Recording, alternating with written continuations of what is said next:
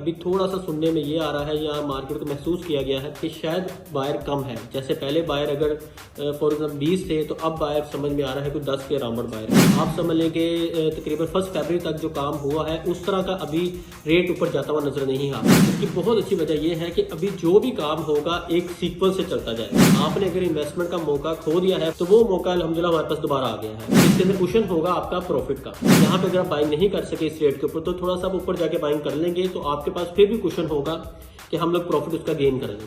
बिस्मिल्लाहिर्रहमानिर्रहीम, अस्सलाम वालेकुम। जहाज़े मलिक फ्रॉम बलाग स्टेट। उम्मीद है आप सब खैरियत से होंगे।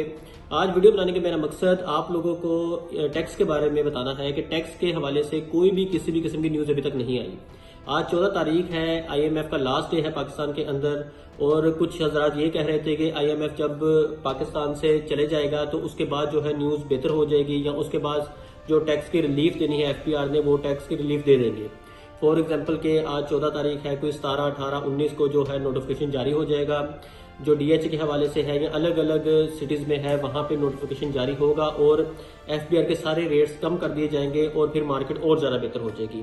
आने वाले टाइम अल्लाह ताला की ज़ात को बेहतर पता है क्या होगा क्या नहीं होगा। हम वही बताते हैं, सुबह से लेकर शाम तक मेहनत करते हैं। बेसिकली अभी तक न्यूज़ ना आने की वजह एक तो ये है कि IMF की तरफ से कोई भी किसी भी किस्म के मेरे ख्याल से मामला तय नहीं हुए या IMF ने कोई इजाज़त नहीं दी जिसकी वजह से कोई ऐसा नोटिफिकेशन नहीं जारी हुआ। लेकिन इसके अंदर एक चीज़ मैं आपको बताता चलूँ कि 7E के हवाले से FD के हवाले से जो न्यूज़ेस सुनने में आ रही हैं कि इसके अंदर शायद हो सकता है कुछ कमी पेशी की जाए जिसको कोई तरीके से कोई पेश किया जाए, क्योंकि हर जगह के ऊपर 7E टैक्स जो है हर साल पे करना है। इसका जो सुनने में आ रहा है इसके शायद कुछ पोर्शन बना दें जहाँ पे कुछ रिलीफ दिया जाए कि जो शायद प्लॉट बेचे या उसके मुताबिक सेल आउट हो या कुछ ऐसे पेश किया जाए। लेकिन अभी तक नोटिफिकेशन कोई चीज़ जारी नहीं हुई ताकि आप लोगों को आसानी हो टैक्स पे करने के अंदर और ख़ास तौर पे जो मार्केट हमारी चल रही है इसको अब रुके ना, सेल परचेज होती रहे। क्योंकि अभी जो बैंक से जितने भी पैसे कम हो रहे हैं, जो इनका इंटरेस्ट रेट था वो सिंगल डिजिट पे आने को तैयार है। तकरीबन अभी 12% है, 11 से 12% है। उम्मीद की जा रही है तकरीबन मई तक जो है ये 9-8-9% पे आ जाएगा। वो जो सारी अमाउंट है अगर वो निकलती है तो वो प्रॉपर्टी के अलावा कहीं पे भी नहीं जाएगी। फॉर एग्जाम्पल कि गाड़ियों का कारोबार है या गोल्ड का है या स्टॉक एक्सचेंज का है, उसके अंदर अभी जाने के चांसेस कम है क्योंकि डी वैल्यू सिर्फ प्रॉपर्टी ही थी। प्रॉपर्टी के अंदर ही लोग इन्वेस्टमेंट कर रहे हैं। कोयटा का रेट जो था आपके सामने 22 लाख रुपए की फाइल थी वो 65 लाख रुपए पे चली गई। उसके अंदर आप 300% जंप आया उसके अंदर। इस तरह का प्रॉफिट आपको किसी कारोबार के अंदर नहीं मिलेगा, चाहे आप किसी भी कारोबार में चले जाएं। अभी कारोबार जो प्रॉपर्टी के हवाले से है, फाइलें भी इस टाइम स्लो हो गई हैं। पहले से फाइलों का रेट था 65-68 पे चला गया था। अभी जो रेट है 50 से 52 लाख रुपए का रेट है, लेकिन वहां पे भी अभी बायर कोई स्टैंड नहीं है कोयटा में।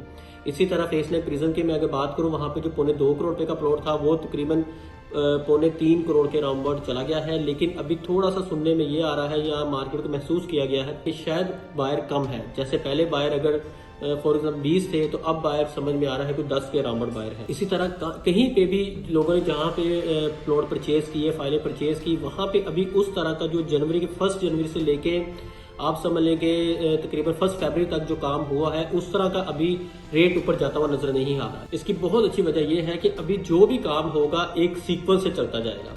अगर इसी तरह तेजी रहती, इसी तरह सारे मामलात होते, ना सेलर ने चीज बेचनी थी ना बायर को चीज को मिलनी थी। इसी तरह रेट ऊपर चले जाने थे और जब रेट ऊपर चले जाने थे तो बायर ने वो चीज परचेज नहीं करनी थी।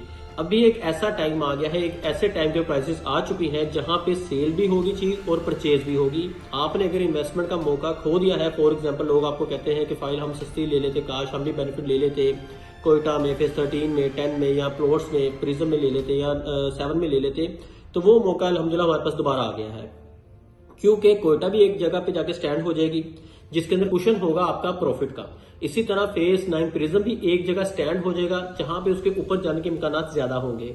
इसी तरह फेज 7 के अंदर भी कुछ लचक होगी प्रॉफिट की, वो भी आप वहां पे प्लॉट परचेज करके आप लोग घर भी बना सकते और अपने प्लॉट का प्रॉफिट भी इंजॉय कर सकते हैं। इसी तरह फेज 13 में, फेज 10 में जो प्राइजेस एकदम शूट कर गई थी वो प्राइजेस अगर फॉर एग्जांपल के वो प्राइजेस 100% गई थी तो उनमें से तकरीबन 60% अब माइनस हुई है, 40% प्रॉफिट रह गया। लेकिन जो ऊपर वाला 60% है वो प्रॉफिट अभी भी आप लोगों के पास इंशाल्लाह ताला आ जाएगा।